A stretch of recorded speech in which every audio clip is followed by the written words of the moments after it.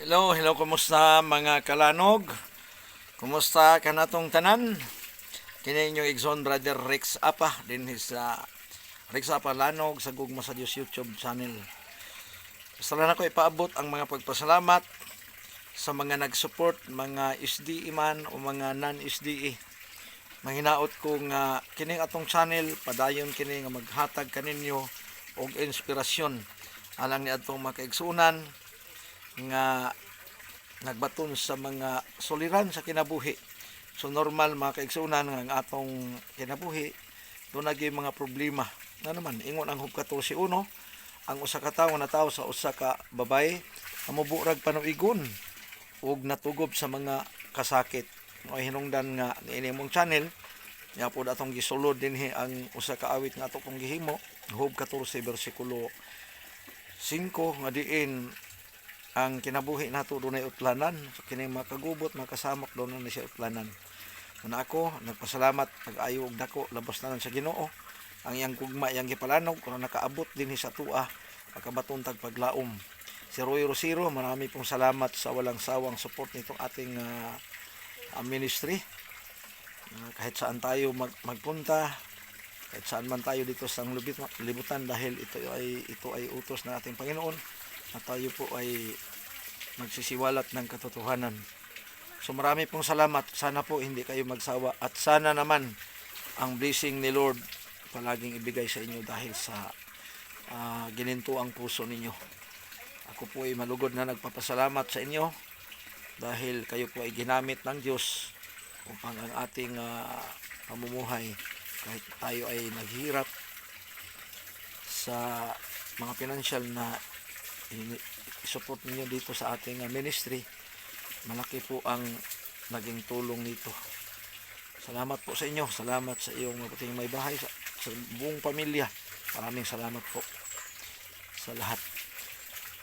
Sa mga kaigsunan nato nga naga-support ni ining atong ministry, kini po si Rex Apa nagapanawagan sa gihapon ang ato nga makagamitan ni ato nga ministry.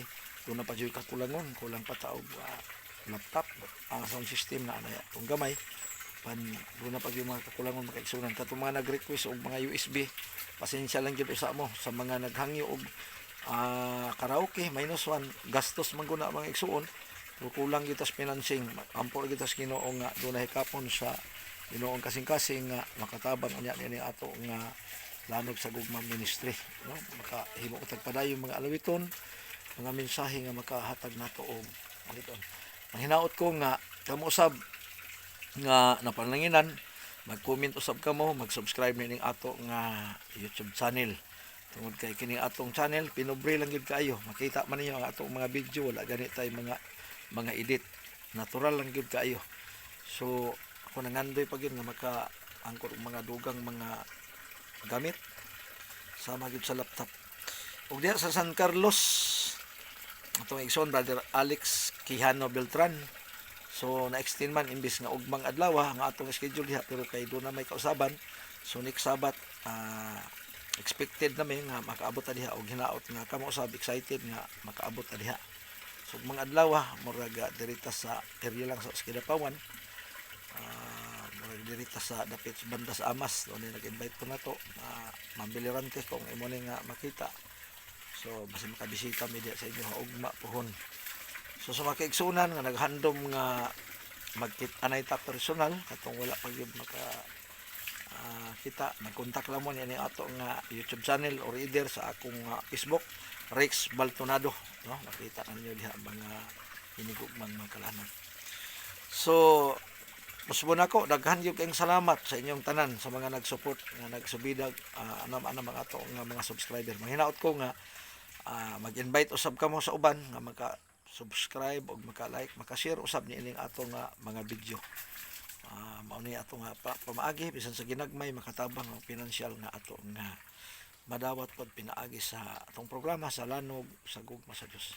Kini si Brother Rex Apa magaingon ang Gugma sa Dios nga dako og lapad magabugkos kanatong tanan ug mahinaot ko nga ang Dios magapanalangin kanatong tanan. Bye-bye ug God bless kanatong tanan.